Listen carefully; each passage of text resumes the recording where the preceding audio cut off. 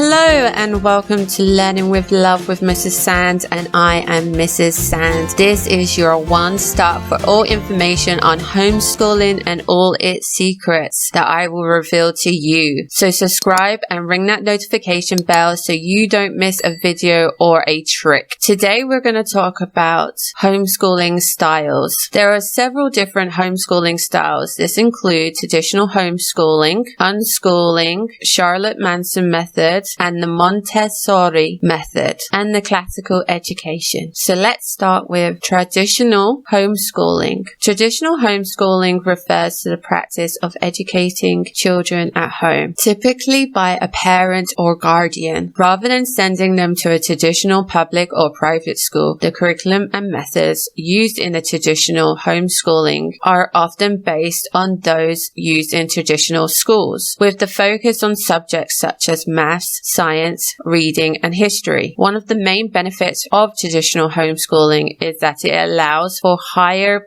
personalized education, with the ability to tailor the curriculum and teaching methods to the individual needs and learning styles of the child. This can be particularly beneficial for children with special needs or those that struggle in a traditional classroom setting. Another benefit of traditional homeschooling is the flexibility it allows for in terms of schedule and curriculum. Parents can choose to follow a more structured schedule with set times for each subject, or they can choose a more relaxed approach with the focus on a hands-on learning and project-based activities. Additionally, parents can choose to use a pre-existing curriculum or create their own curriculum based on their child's interests and needs. With careful planning and a strong support system, traditional homeschooling can provide children with personalized and flexible education that meets their unique needs and interests. Now we're going to talk about unschooling. Unschooling, also known as self-directed or child-led learning, is an education philosophy and method that emphasizes on allowing children to learn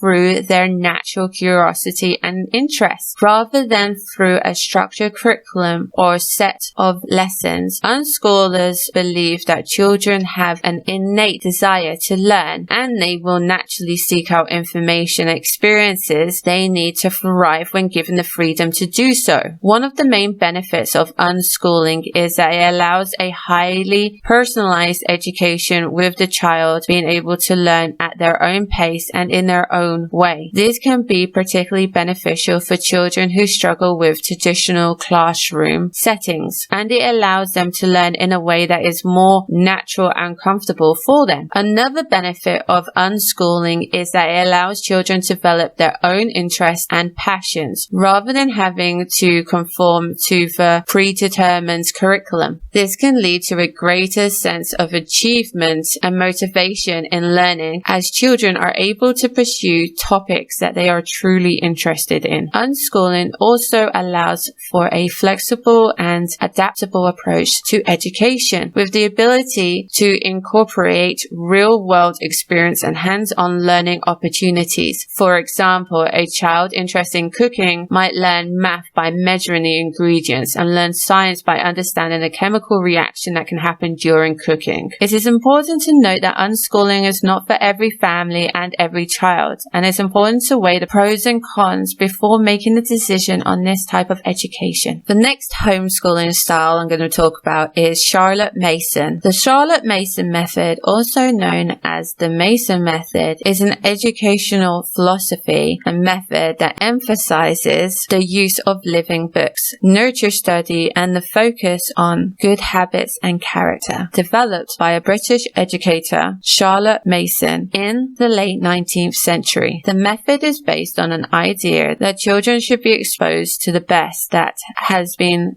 thought and written, and that education should be a process of developing the whole person rather than just the mind. One of the main principles of this method is the use of living books, which are books that are written by a single author, are considered to be high quality. These books are used to provide children with a wide range of knowledge and experience, and are seen as an important tool for developing children's imagination and love of learning. Another important aspect of this method is nature study, which involves spending time in nature and observing the world around them. This can include activities such as hiking, bird watching, gardening, and is seen as an important way to develop a child's sense of wondering and appreciation for the natural world. This method also places a strong emphasis on cultivating good habits and character in children, such as punctuality, attention to detail, and self-control. These habits seen as an essential for all children's overall development and success in life. It provides a rich, well-rounded education that is grounded in the best that has been thought and written, and focuses on the development of the whole person. It should be noted that this method is not for every family, and it is important to weigh the pros and cons before making a decision on this type of education. The next method is the Montessori method. The Montessori method is also known as the Montessori philosophy. It is an educational approach that emphasizes on the development of the whole child, including the physical, social, emotional development. One of the main principles of this method is the use of a prepared environment, which is a classroom or learning space that is designed to be both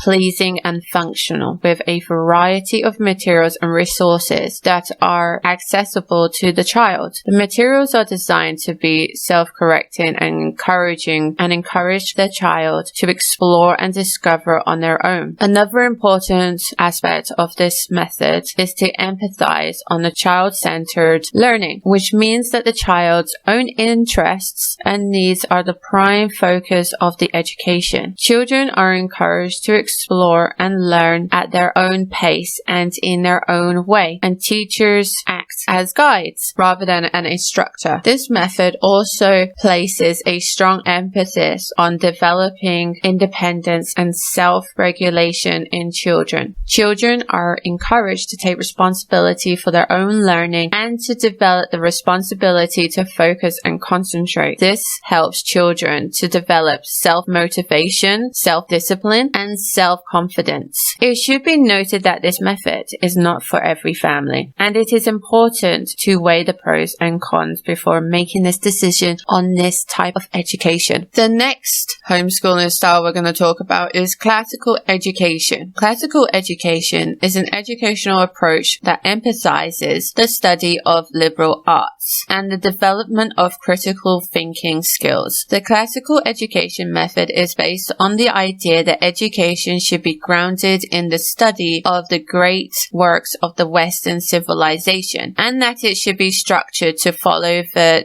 natural stages of human development. The first part of classical education is divided into 3 stages: the grammar stage, the logic stage. The grammar stage, typically for children ages 6 to 9, focus on the development of basic skills, knowledge in subjects such as reading, writing, and mathematics. The logic stage, typically for children ages 9 to 12, focuses on the development of critical thinking and ability to emphasize and evaluate information. The second part of this education includes a study of mathematical arts and liberal arts. This stage is to be considered to be the foundation for the higher education, and it typically begins in high school. One of the main benefits of a classical education is that it provides a strong foundation in liberal arts, which are the foundation for higher education and well-rounded education. It also emphasizes on critical thinking, logic, and the ability to analyze and evaluate information, which are essential skills for success in any field. Another benefit of classical education is that it exposes children to the great works of Western civilization, which can foster a sense of cultural literacy and appreciation of the arts. It should be noted that classical education is not for every family, and it is important to weigh the pros and cons before making a decision on this type of education.